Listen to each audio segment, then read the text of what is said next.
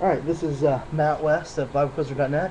I'm here with Kelton Balka, the one of the, if not the top quizzer. I don't know. We'll have to check the stats. Are you the top quizzer for the Tennessee team? I believe so. I'm getting a yes.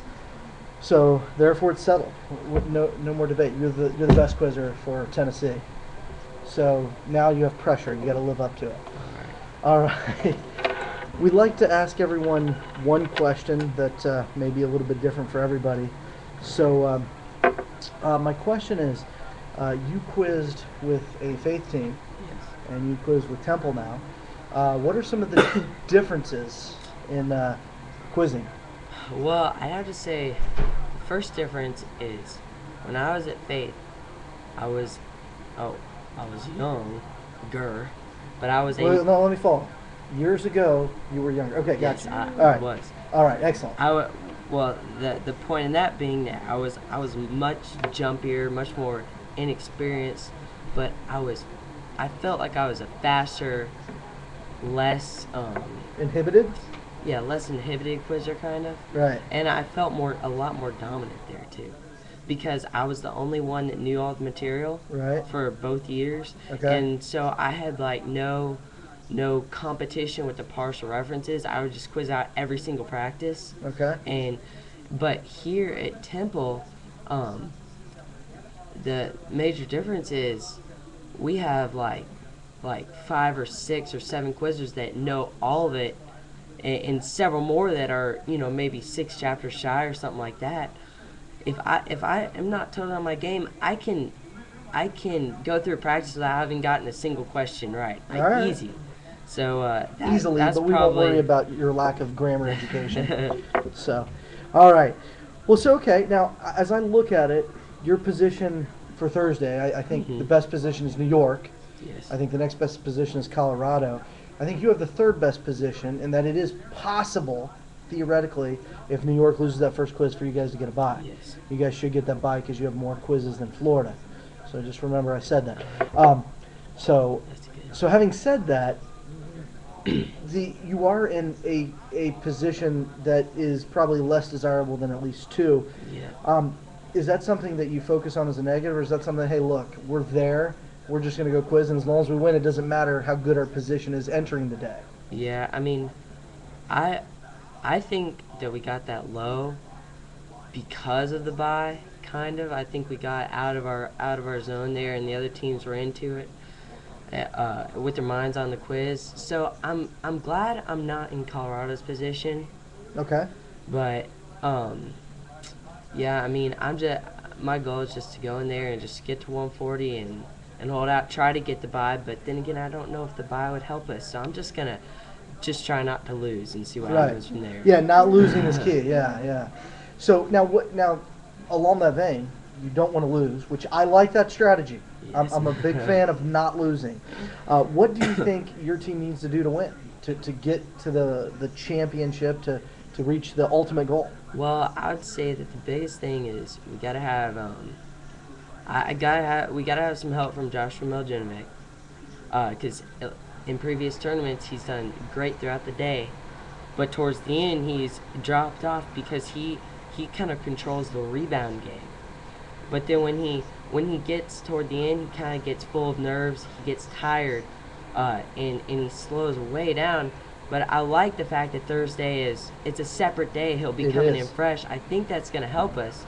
But the real main He'll be less thing- fatigued, that's yes, for sure. Yeah. Yes, he'll come in rested and studied up. But I think the main thing is we can't make mistakes. If we jump up, I know in that last quiz he jumped on a quote and he had enough material and he missed a word. We can't if we have enough to get a question, we can't ever miss that question. Right. And that's what it's going to come down to. Yeah, you can't make silly mistakes. Mhm. I mean, I don't know if you're aware of this. The average number of errors in the ACS quiz from 2010, by my calculations, was about 12 and a half. Wow. The average number in a quiz on stage Thursday was 17. Wow. So a lot more errors tend to happen on Thursday. So that's, that is what Mhm. it is. Now, did your team sit down at the beginning of the year and say, hey, these are our goals for the year. These are the things we want to achieve. Is that something you guys did, or did you just say, let's have at it, boys, and let's go? Well, we really just we put together a list of all the tournaments we were planning on attending. Then we just Just goal was start to to knock them memorize. off one at a time. Yep. Just memorize the material as it came. Really. Very good. Do as much as we could in the summer, and then just All right. check them off. Gotcha. Now, one of the things that I think, and I think a lot of people underrate this, is when you go and you quiz at Stratton Hall, I think is the name of it. If not, Yeah. I think we can edit in the right name so I sound more intelligent. But at Stratton Hall, you go there, and there's like 400 people watching the quiz. Like half of them have never seen a quiz before, and they're like, "Go Tennessee 3!" Yeah. You know, and they don't know what's going on. They're just cheering loudly. And whereas, like, there are a lot of fans, like in Dr. Napstrom at ACS or in the finals at Squannet or the finals at Blue Ridge, but you know, the 20 to 30, which we're Yeah. calling a lot, of those 20 to 30, almost all of them know something about Bible quizzing. Yeah. You go to the finals at Stratton Hall, not only are there not infinitely, but 20 times as many fans, a lot of them know nothing about Bible quiz. They're just there, they were watching bands, and now, hey, let's watch some Bible quizzing. So I think, you know, the first time stepping into that is a challenge. I remember David Terrell, his first time quizzing there, aired out, which he doesn't Yeah. normally do. Mhm. And I think he also had 7 fouls. So that was tough. He had a tough time adapting. But you have at least seen that. Mhm. Has Josh seen it, or The first ACS he saw was last year. right? And did he see the finals on And Thursday? I believe he did. We could get some off-camera help. Yes. Okay. And what about the rest of your team? Have they seen it? Yeah, Elizabeth? his sister saw it, and that's So it. so 3 of your 4 quizzers have at least seen it. So you, I don't think you're quite up where New York and Colorado are, having all done it Yeah. last year. But I do think that's a huge advantage. And I've always said to teams that get 5th or 6th and they're not a lot of seniors and they're planning on coming back, so you should watch the quizzing on Thursday. You Yeah. really should, because I think it's a totally different environment. Are you at all nervous looking at that environment? Are you like, hey, I'm prepared for what it's going to be? Are you thinking about that at all?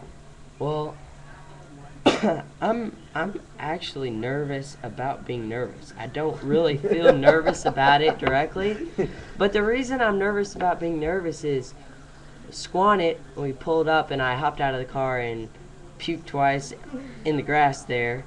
I don't want to do that before Thank you for Stratton sharing Hall. that with all of our listeners. Well, I thought they would Well, want to know. let me give you a bit of encouragement.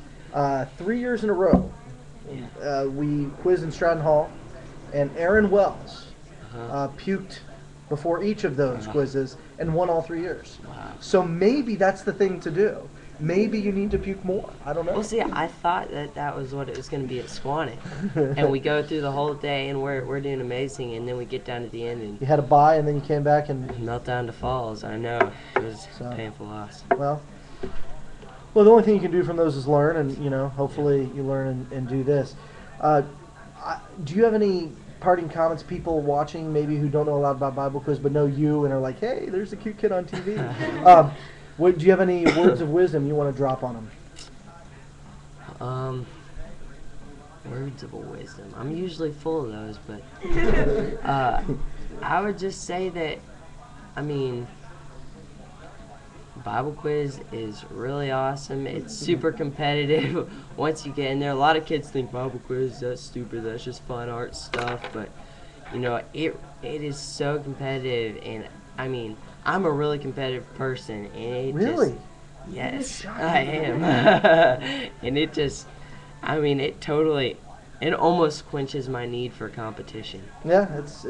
It soaks it all up. Well, let me tell you, I'm an old man, and I too desire to occasionally quiz. So Yeah. if you have opportunities to take them all, because you only get a finite number of them. So well, thanks for joining us, Kelton. I Thank appreciate you dropping some wisdom on us. I was happy to. Congratulations making it to the second day.